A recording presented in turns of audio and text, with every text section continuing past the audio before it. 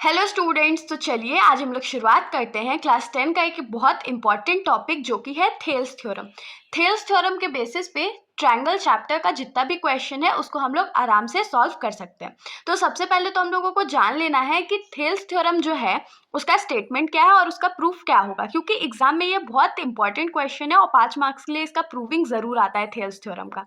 तो Thales theorem का जो हमारा स्टेटमेंट है वो है कि if a line is drawn parallel to one side of a triangle to intersect the other two sides in distinct points, the other two sides are divided in same ratio। तो इसमें क्या बोल रहा है, ये जो स्टेटमेंट है उससे हम लोगों को बोला जा रहा है कि थेल्स थ्योरम के मुताबिक अगर एक ट्रायंगल है और उसके किसी भी एक साइड से हम लोग एक पैरेलल लाइन ड्रॉ करते हैं तो वो लाइन जो है वो ऑफ कोर्स बाकी दो साइड पे ट्रायंगल को कट करेगा। तो जहां पर वो इंटरसेक्ट कर रहा है, अगर दोनों साइड्स का हम लोग रेशियो निकाले तो वो इक्वल होगा। ये तो थेल्स थ्योरम है। लेकिन अगर पूछ लिया जाए कि आप इसको सॉल्व करके बताओ तो सबसे पहले हम लोग क्या करेंगे, फिगर ड्रॉ करके समझेंगे और उसके बाद हम लोग क्या करेंगे, उसका प्रूफ देख लेते हैं। तो चलिए हम लोग फिगर फटाक से ड्रॉ करते हैं। तो जैसे कि ट्रायंगल बोला गया तो चलिए हम लोग एक ट्रायंगल ड्रॉ करते हैं। मान लीजिए ये हमारा ट्रायंगल है और इसकी नेमिंग हम लोग कर लेते हैं ए, बी और सी। तो यहाँ पर हमारा जो ये ट्रायंगल है वो बन गया है। अब क्वेश्चन में क्या बोला था कि एक लाइन ड्रॉ किया जाए जो कि पैरेलल हो किसी भी एक साइड के थ्रू। तो हम लोग क्या करते हैं, यहाँ पर एक लाइन ड्रॉ करते हैं जो कि बीसी के पैरेलल होगा। तो यहाँ पर हमने ड्रॉ कर दिया है और मान लीजिए इस लाइन का नाम हम लोग रखते हैं डी और ई। तो हम लोगों को क्या प्रूफ करके दिखाना है थेल्स थ्योरम के मुताबिक कि इस साइड और इस साइड मतलब ए बी साइड और ए सी साइड का जो रेशियो होगा वो इक्वल होगा। जैसे कि A D by D B जो है वो ए ई बाई ई सी के बराबर होना चाहिए। ये हम लोगों को प्रूफ करके दिखाना है। तो चलिए हम लोग इसको फटाक से प्रूफ कर लेते हैं। तो हम लोग सबसे पहले तो जो गिवन है, जो हम लोगों को प्रूफ करना है वो लिख लेते हैं। तो हम लोग यहाँ पर क्या लिखेंगे गिवन में कि ABC is a triangle where DE is a line which intersects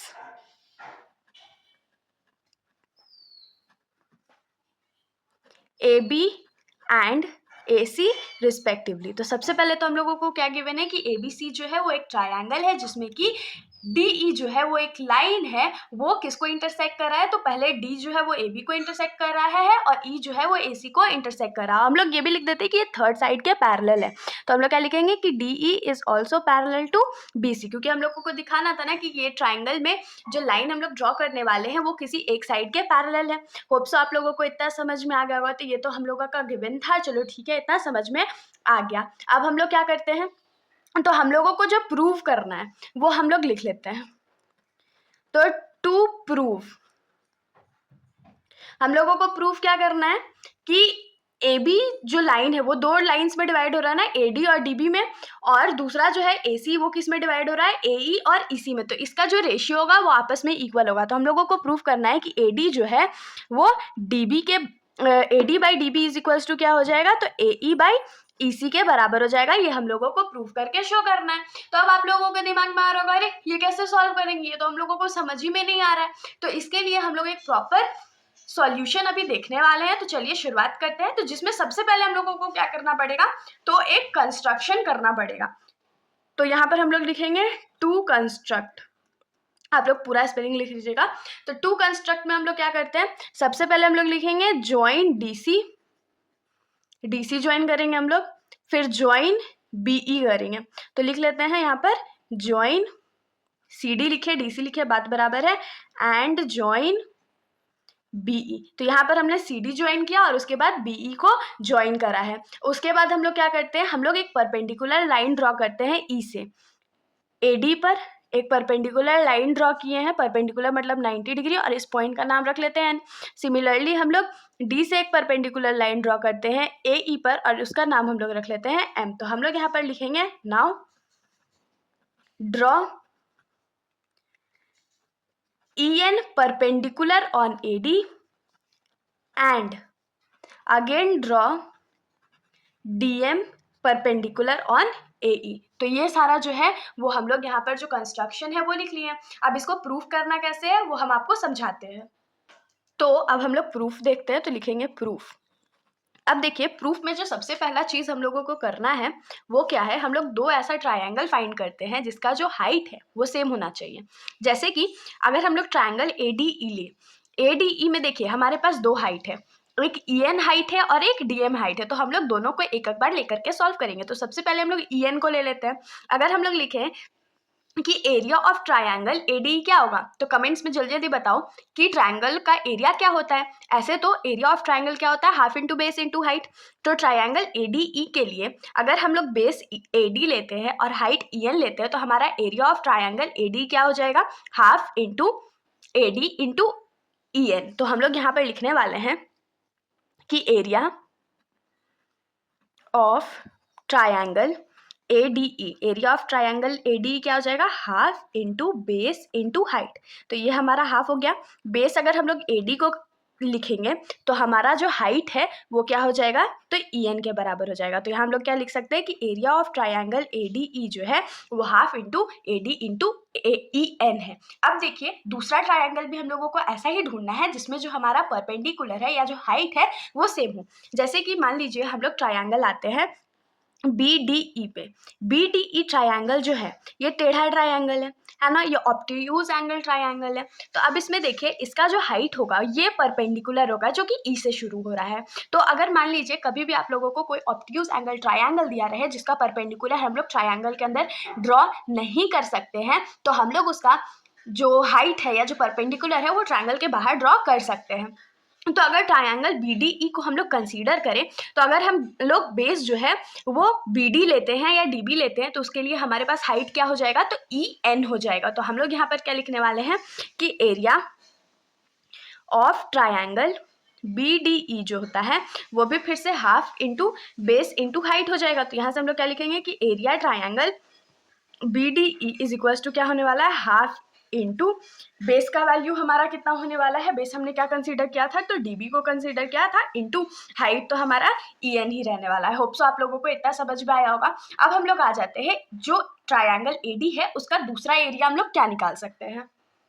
तो इस बार भी हम लोग क्या करेंगे, हम लोग जो एरिया निकालने वाले हैं वो ट्रायंगल ADE के लिए ही निकालेंगे। लेकिन जैसे पिछले बार हमने जो बेस है वो AD को कंसीडर किया था, लेकिन इस बार जो है वो हम लोग बेस AE को कंसीडर करेंगे। तो हम लोग यहाँ क्या लिखेंगे कि एरिया ऑफ ट्रायंगल ADE क्या हो जाएगा, half into base into height. तो यहाँ से area triangle ADE is equals to क्या होता है, हाफ इंटू बेस इस बार हम लोग क्या कंसीडर कर रहे हैं, AE कंसीडर कर रहे हैं, इंटू हाइट जो है हमारा वो हम लोग क्या कंसीडर कर रहे हैं। तो अगर हमारा बेस ये है तो हमारा जो हाइट है परपेंडिकुलर जो है वो कितना हो जाएगा, तो DM हो जाएगा। होप सो आप लोगों को इतना समझ में आया होगा। पिछले बार हमने क्या किया था, हमने AD को हाइट कंसीडर किया था तो हमारा परपेंडिकुलर जो था वो EN है। इस बार हमने जो हाइट कंसीडर किया है, सॉरी बेस कंसीडर किया है AE को, तो हमारा जो हाइट है वो DM के बराबर है। होप सो समझ में आया होगा। अब एक और ऐसा हम लोगों को ट्रायंगल चाहिए जिसका हाइट जो है वो सेम DM के बराबर हो। तो देखिए अगर ये वाला ट्रायंगल हम लोग देखें, ट्रायंगल CDE जो है वो भी ऑब्ट्यूज एंगल ट्रायंगल है ना, तो इसका भी जो हाइट होगा, जो परपेंडिकुलर डिस्टेंस होगा वो बाहर की तरफ बनेगा।